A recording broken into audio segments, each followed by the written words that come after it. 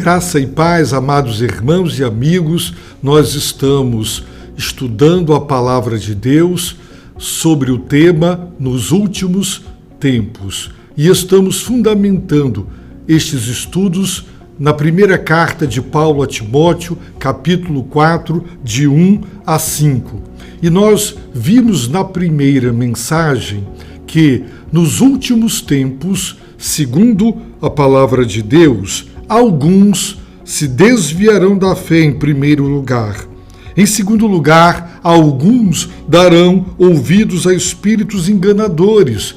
Em terceiro lugar, alguns darão ouvidos a doutrinas de demônios. Em quarto lugar, alguns proibirão o casamento.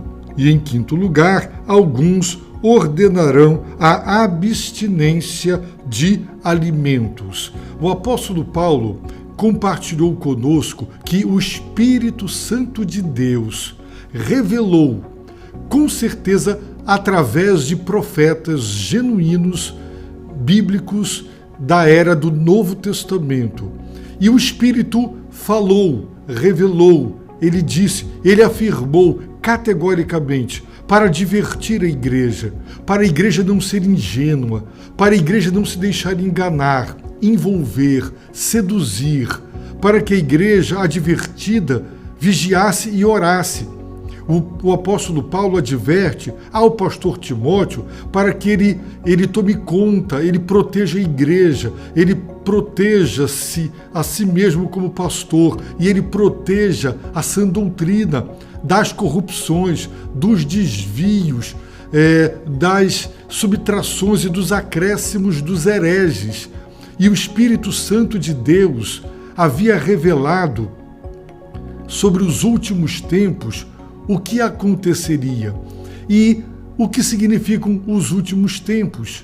Como vimos e recordando, entre a primeira manifestação de Cristo, quando ele se encarnou, quando ele cresceu, aqui viveu, quando ele, durante o seu curto ministério de 3 anos, pregou, viveu, ensinou, exemplificou, foi à cruz do Calvário, morreu e ressuscitou. Sim, entre esta primeira manifestação e a sua segunda manifestação, quando ele voltará com poder e grande glória para o juízo final, entre a primeira e a segunda manifestação, este tempo são os últimos tempos. Assim, Jesus inaugurou os últimos tempos e ele o consumará quando ele voltar. Logo, Paulo estava nos últimos tempos, Timóteo estava nos últimos tempos, as igrejas e os cristãos de Éfeso, onde Timóteo estavam nos últimos tempos e nós também estamos nos últimos tempos.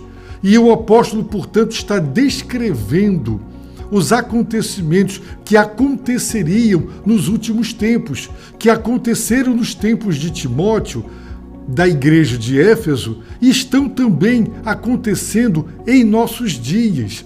É muito interessante, por exemplo, em Atos capítulo 2, versículo de número 17, está escrito assim: e acontecerá nos últimos dias, diz o Senhor, que derramarei do meu espírito sobre todas as pessoas, e os vossos filhos e as vossas filhas profetizarão, os vossos jovens terão visões e os vossos velhos terão sonhos. Sim, e acontecerá nos últimos dias. Deus derramou, no dia de Pentecoste, Deus derramou o seu Espírito. Portanto, eram os últimos dias. Nós também lemos, por exemplo, na carta aos Hebreus, capítulo 1, verso 1 e 2, no passado, por meio dos profetas, Deus falou aos pais muitas vezes e de muitas maneiras.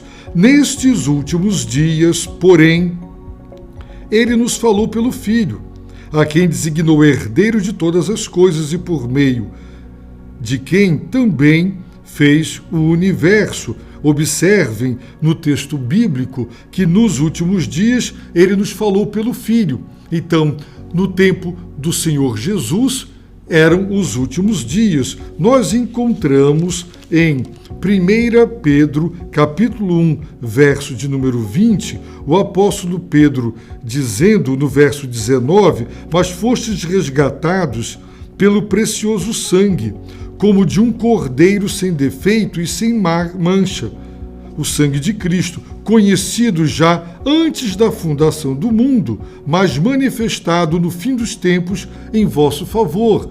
Ora, o sangue de Cristo, quando ele morreu na cruz do Calvário, ele foi manifestado no fim dos tempos. Portanto, quando Jesus Cristo morreu, eram os fins dos tempos. Em 1 João, capítulo 2, versículo de número 18, está escrito: filhinhos, esta é a última hora. O anticristo está vindo. Já muitos anticristos se têm levantado, conforme ouvistes. Por isso sabemos que é a última hora. João está dizendo, esta é a última hora. Portanto, durante o tempo em que João estava vivo e pregando, era, como ele disse, a última hora. Ora, os últimos tempos que o Espírito expressamente afirma nos últimos tempos são os tempos entre a primeira manifestação e a segunda manifestação de Cristo. E o que ele afirma expressamente, de maneira clara, sem sombra de dúvida, de maneira nítida, transparente, clara como a luz, o que o Espírito Santo revela e hoje está registrado de modo inerrante, infalível nas Escrituras Sagradas. O Espírito revela que alguns se desviarão da fé. O verbo original é apostatar, significa romper com a fé, significa abrir mão da fé. A fé a qual o apóstolo está se referindo não é o ato da confiança em que você crê, em que você espera em Deus, que você crê nas promessas. Não é a confiança que é exercida por aquele que crê em Deus, quando você ora sem duvidar.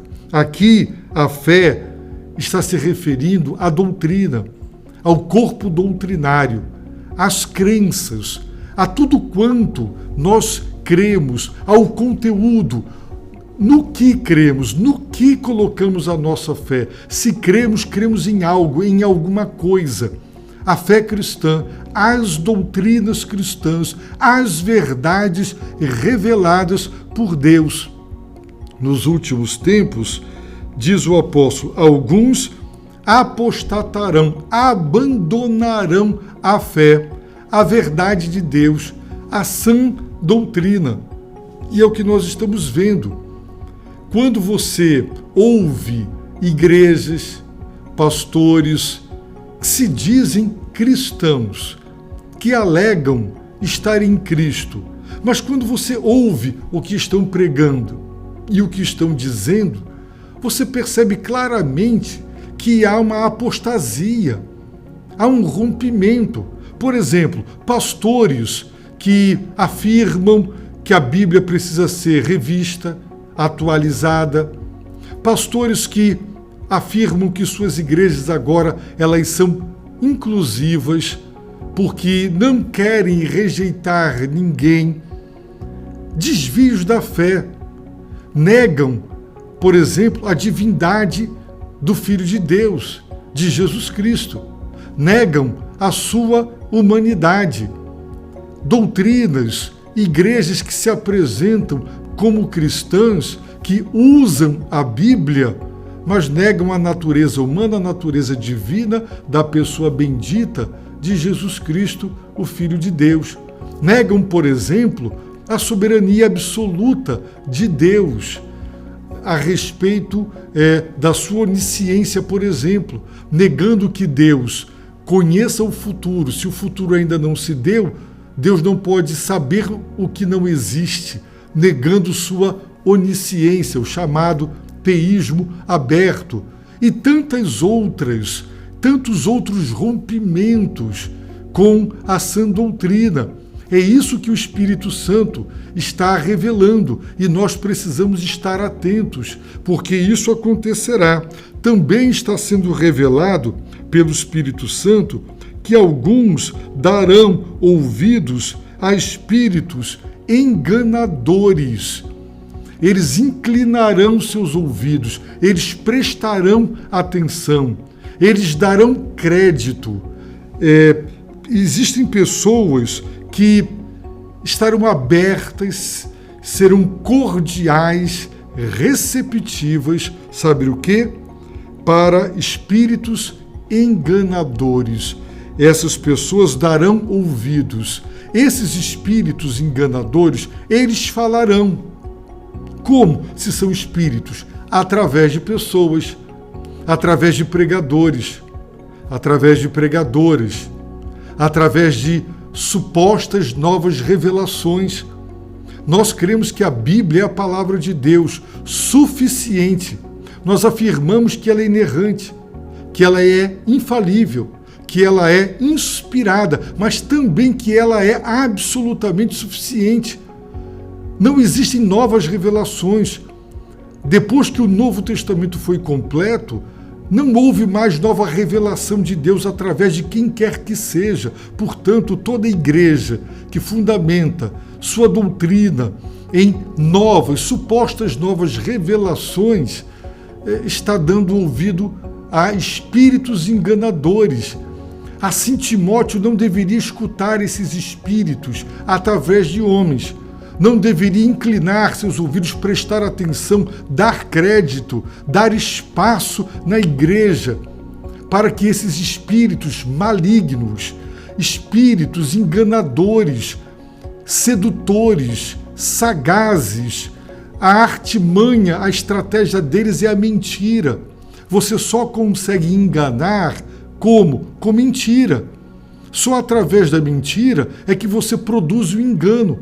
Eles se disfarçam de anjos de luz, de pregadores cristãos, aparentemente tão piedosos, tão engraçados, tão eloquentes, tão cativantes, mas a espiritualidade que está por detrás são espíritos enganadores, mentirosos, que querem desviar a igreja da verdade, do Evangelho, porque o Evangelho é o poder de Deus.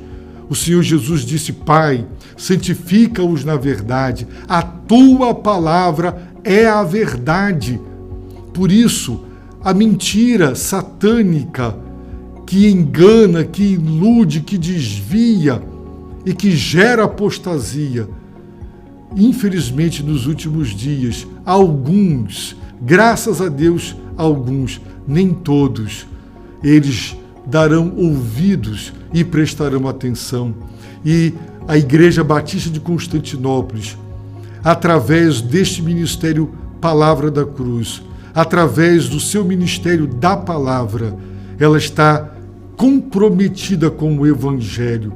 Nosso compromisso não é com o êxito, o sucesso, o crescimento. É claro que queremos o crescimento porque nós amamos os perdidos e queremos vê-los arrependidos, convertidos e salvos. Sim, mas não queremos sacrificar a verdade no altar do crescimento da igreja, suposto, fake. É um crescimento que não é real, que não é genuíno. A verdade de Deus acima de tudo, a palavra de Deus acima de tudo. Assim, se você for uma pessoa que lê a Bíblia, nunca jamais você será enganado.